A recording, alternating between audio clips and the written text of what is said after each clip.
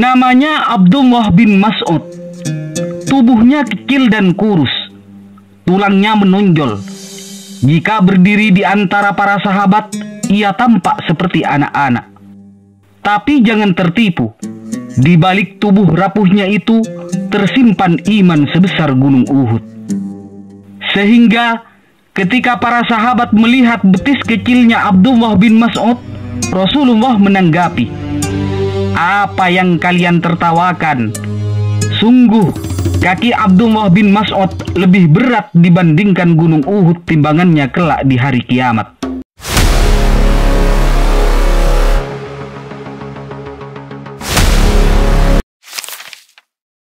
Sebelum masuk Islam, Abdullah bin Mas'ud adalah seorang pemuda miskin yang bekerja sebagai pengembala kambing milik Uqbah bin Mu'id, salah satu tokoh Quraisy.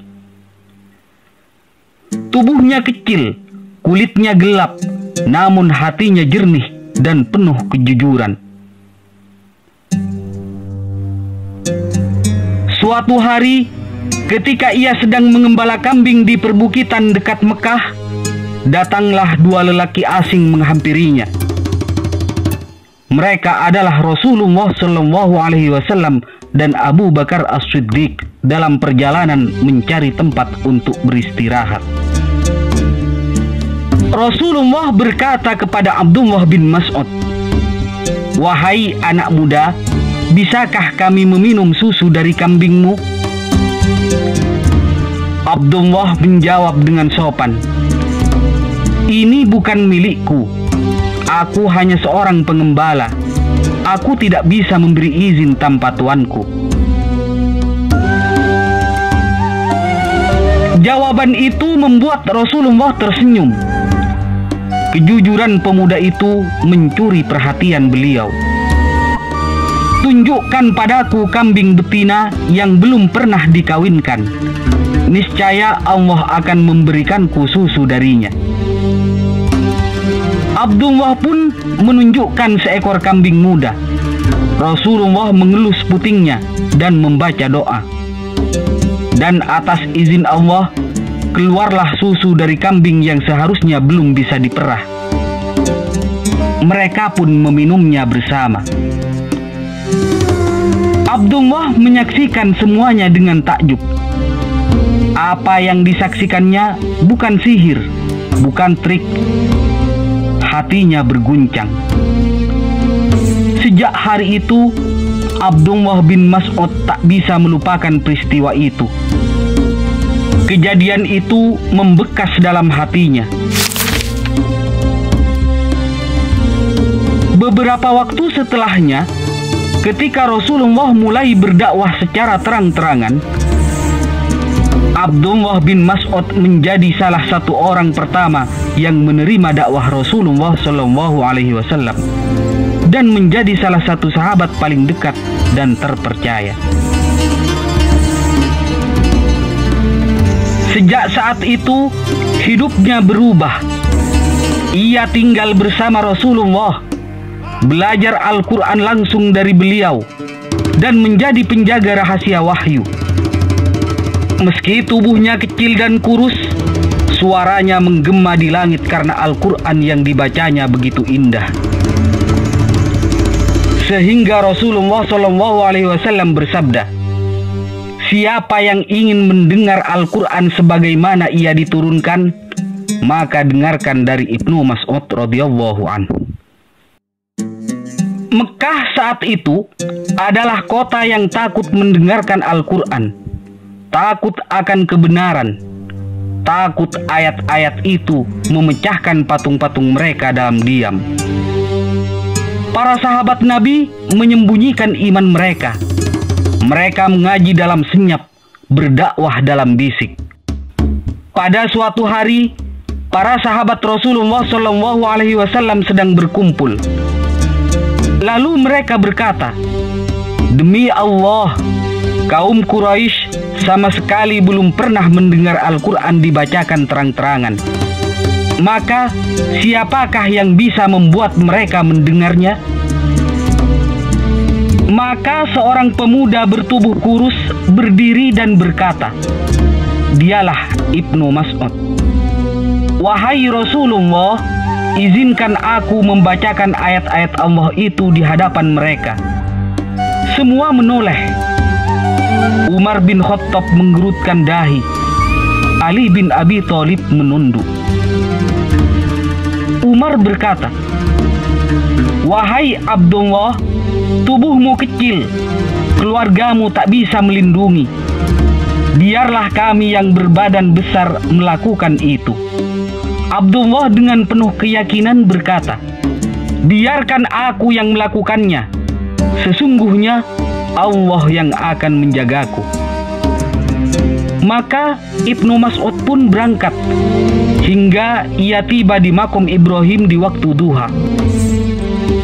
Adapun kaum Quraisy tengah berada di tempat berkumpul mereka.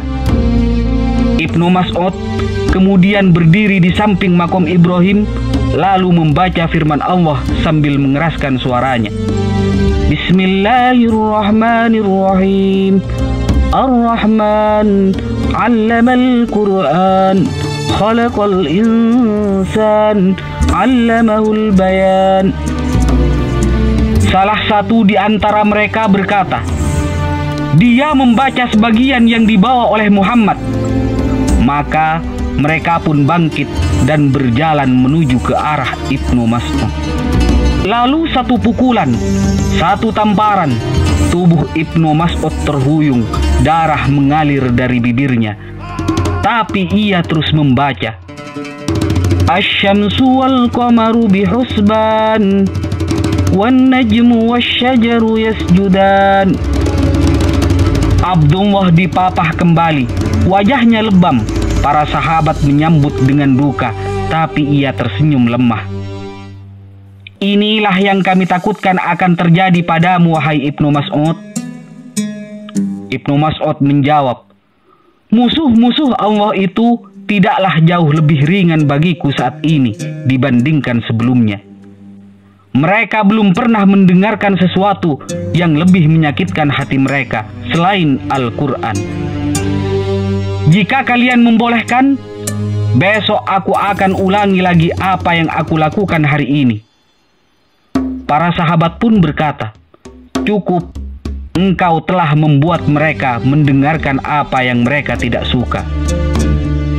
Itulah Abdullah bin Mas'ud. Ia bukan bertubuh besar, tapi jiwanya raksasa. Dialah suara pertama yang menggetarkan Quraisy dengan ayat-ayat Allah. Suara bacaan itu yang akan abadi dalam sejarah Islam.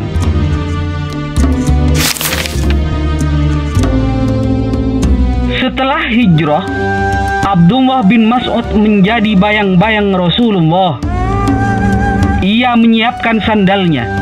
Ia menutup pintu untuk Nabi. Ia membawa siwak. Ia membawa air wudhu dan menyertai Nabi hingga ke medan perang. Abdullah berdiri di dekat pintu saat Rasulullah keluar, lalu menyodorkan tongkat dan sandal beliau. Ia bukan sekedar pelayan, ia penjaga wahyu. Di malam hari, Abdullah duduk di samping Rasulullah SAW. Rasulullah berkata lembut, "Wahai Abdullah, bacakan Al-Quran untukku." Abdullah menjawab, "Ya Rasulullah, bagaimana aku membacakan untukmu? Padahal Al-Quran diturunkan kepadamu. Aku ingin mendengarnya dari selainku, wahai Abdullah." Abdullah mulai membaca surat An-Nisa. Suaranya gemetar.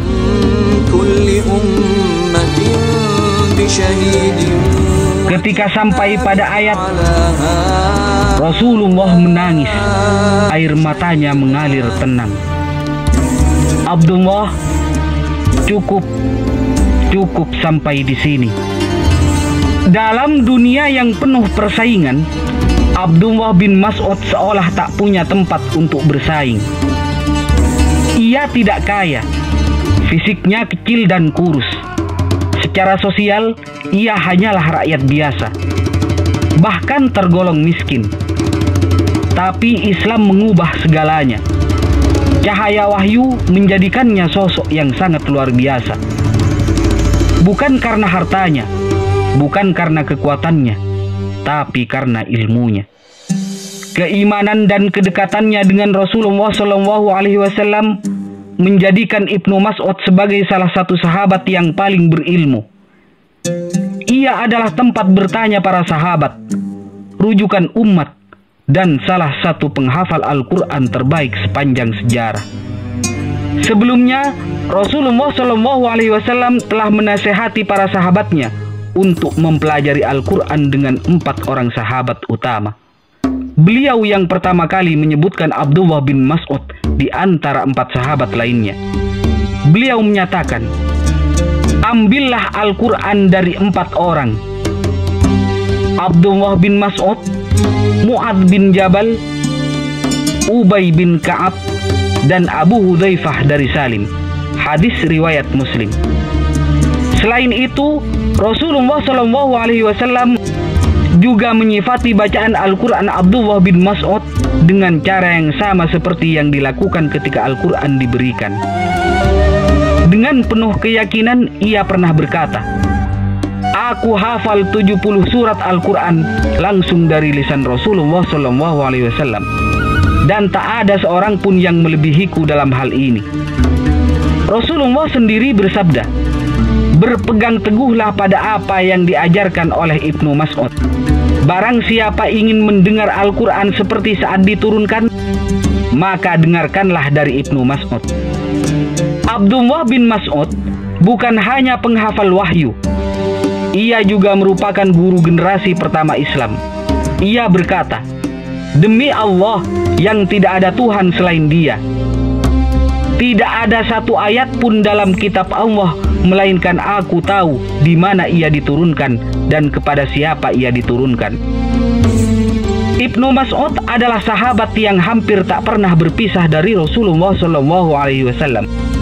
Ia mendampingi beliau dalam setiap perjalanan, dalam setiap medan perang, dan dalam setiap peristiwa penting. Ia belajar langsung dari sumbernya, wahyu dari kenabian Rasulullah SAW. Keistimewaannya bukan hanya diakui oleh Rasulullah, tapi juga oleh para sahabat besar lainnya. Umar bin Khattab pernah memujinya. Pemahamannya tentang agama benar-benar telah mencapai kesempurnaan. Sedangkan Abu Musa Asy'ari berkata, "Selama pakar agama ini ada di antara kalian, jangan tanya kami soal urusan agama." Abdullah bin Mas'ud adalah lelaki yang dibimbing langsung oleh Allah, dididik oleh Rasulullah, dan diarahkan oleh Al-Quran. Sosok yang rendah hati, tapi ilmunya menjulang tinggi. Fisiknya kecil, tapi kedudukannya besar di sisi umat.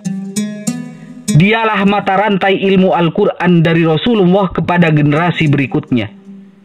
Tanpa pangkat, tanpa gelar, hanya ketekunan, hafalan, dan cinta yang tidak mati. Sungguh, beliau adalah salah satu keajaiban yang lahir dari pelukan wahyu. Abdullah bin Mas'ud, semangatnya luar biasa besar. Ia tidak pernah absen dalam medan perang. Uhud, Khandaq, Tabuk, Hunain, semuanya ia hadiri. Di medan yang penuh debu, ia membawa Al-Quran dan pedang. Ia tidak mencari nama, ia tidak mengangkat bendera. Ia hanya mencari ridha Allah dan kecintaan Nabi-Nya. Di akhir hayatnya, Abdullah bin Mas'ud tak memiliki banyak harta. Ia pernah mengajar ribuan orang, tapi yang ia punya hanya sedikit roti dan baju lusuh yang pernah dijahit istrinya dengan tangannya sendiri. Khalifah Utsman bin Affan datang membesuk. Ia menawarkan tunjangan kas negara. Abdullah menolak. Abdullah tersenyum tenang. Beliau berkata, "Wahai Amirul Mukminin, aku tidak butuh. Keluargaku tidak akan kelaparan. Aku tidak meninggalkan mereka kekayaan, tapi aku tinggalkan bagi mereka doa yang diajarkan oleh Rasulullah SAW." Ibnu Mas'ud termasuk di antara sahabat yang masih hidup ketika terjadi penaklukan kota Syam Suriah. Setelah itu, Khalifah Umar mengirim beliau ke Kufah untuk mengajari penduduknya perkara agama, sekaligus mengangkat Ammar bin Yasir sebagai gubernur kota Kufah pada saat itu. Tentang mereka, Umar berkata, mereka berdua termasuk sahabat Nabiullah Muhammad SAW yang mulia, maka teladanilah mereka. Di zaman kekhalifahan Sayyidina Utsman, Ibnu Mas'ud diperintahkan untuk kembali ke Madinah, dan Ibnu Mas'ud tidak menolaknya. Ia berkata, Utsman memiliki hak untuk ditaati sebagai pemimpin, dan aku tidak suka diriku menjadi yang pertama membuka pintu fitnah. Di masa Sayyidina Utsman inilah Ibnu Mas'ud mengalami sakit keras. Pernah dalam sakitnya, ia dikunjungi oleh Utsman dan ditanya, "Apa yang engkau keluhkan wahai Ibnu Mas'ud?" Beliau menjawab, "Dosa-dosaku wahai Amirul Mukminin." Utsman kembali bertanya, "Apa yang engkau inginkan?" Ibnu Mas'ud menjawab, "Rahmat Tuhanku yang kuinginkan." Utsman bertanya lagi, "Apakah engkau mau aku panggilkan tabib?" Ibnu Mas'ud menimpali, "Tabib hanya akan menyebabkan diriku semakin sakit."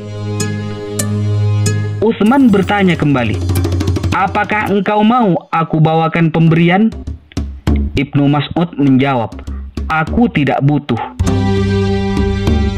Ibnu Mas'ud wafat di Madinah pada tahun 32 Hijriah dan dikuburkan di pemakaman Baqi bersama para sahabat yang mulia. Demikianlah kisah salah satu ulama salaf dan pionir Islam, salah satu di antara manusia-manusia istimewa yang Allah indahkan perjalanan hidup mereka.